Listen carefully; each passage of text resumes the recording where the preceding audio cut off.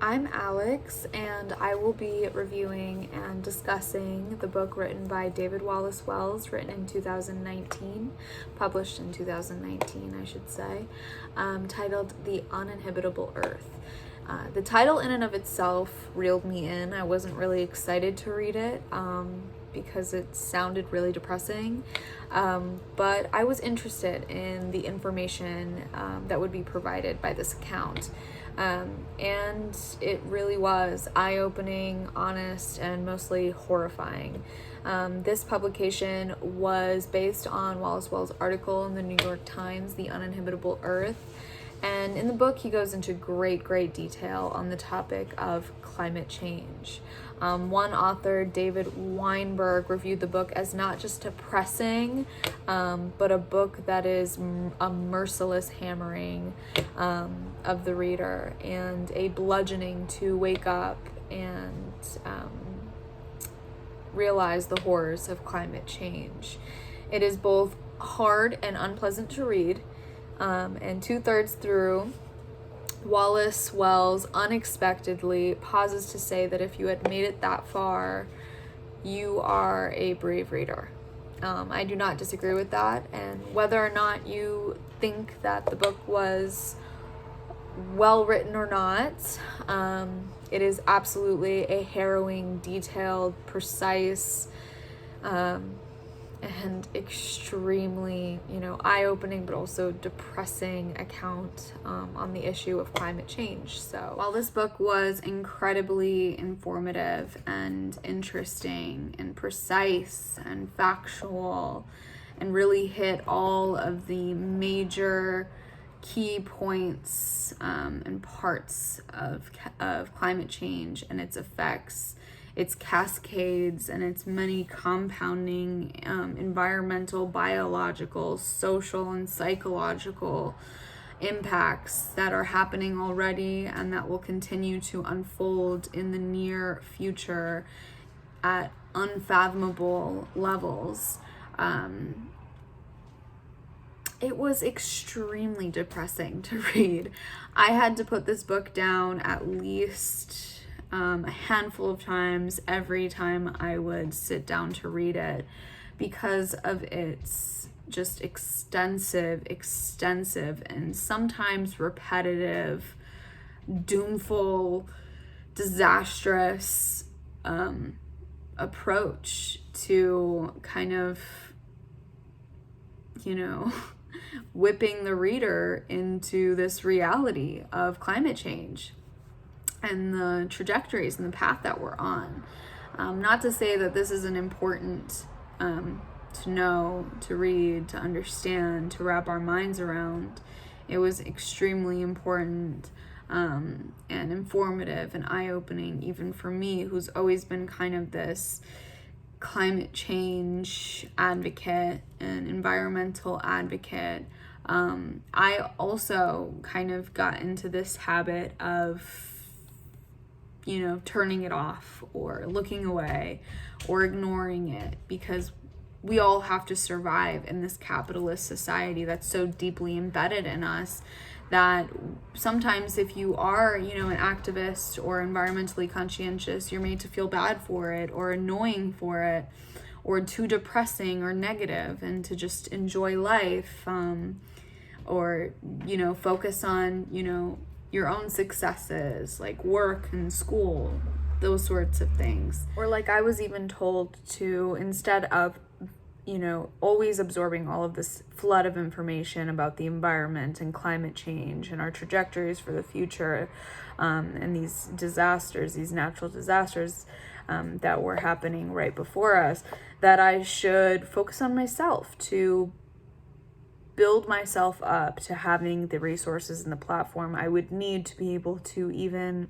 help in aiding a better future or the best case scenario for the future, because you can't really do anything impactful to help other than reducing your own carbon footprint or staying informed without some sort of powerful platform or a lot of resources, money, which would land the responsibility on the shoulders of our geopolitical leaders and CEOs of big corporations and industries. But this is kind of a wake-up call to remember and to realize that this is actually the true reality, that society is an artificial construct, and these systems would not and could not be in place without a healthy, functioning, habitable planet for us to live on. And I think that's really important. One critique that I really had with this book, other than the fact that it was kind of repetitive, was the fact that he kind of would go on a tangent or go on and on about every which way each system of life as we know it would basically be doomed and is already doomed, and there's no way of reversing it, there's no way avoiding it at this point. But to not be an eco-nihilist, to not be, in a state of despair, to not, go by this carpe diem philosophy, and to be involved and be a part of the collective action. But he never said what exactly that is. He gave some ideas as to what we could do as a whole, as a society, like eating less beef and dairy, driving more Teslas, limiting the amount of, or the carbon footprint of the ones in the industries that profit most off of greenhouse gas emissions. The list goes on and on, but in terms of what we can do to make that more of a reality in our culture, in terms of mutually agreed upon action to avoid mutually assured destruction. That's what I want to know. As a citizen, as a global citizen, what I want to know is what I can do. And so that's kind of something that I included in this book report because I thought it was important to share. As an individual, we have, options to vote, to call local representatives, to sign petitions, to go to demonstrations, to join organizations.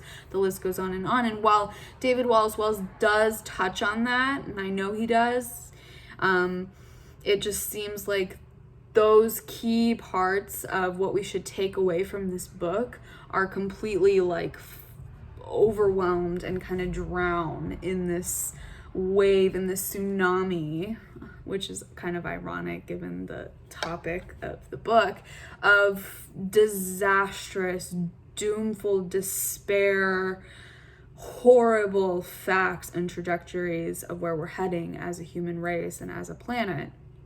So it was kind of counterintuitive or counterproductive in a sense to his other point, which was to not be an eco-nihilist, to not be in despair and to give up hope and to feel powerless. Well, how do we be hopeful? How do we feel hopeful? How do we feel more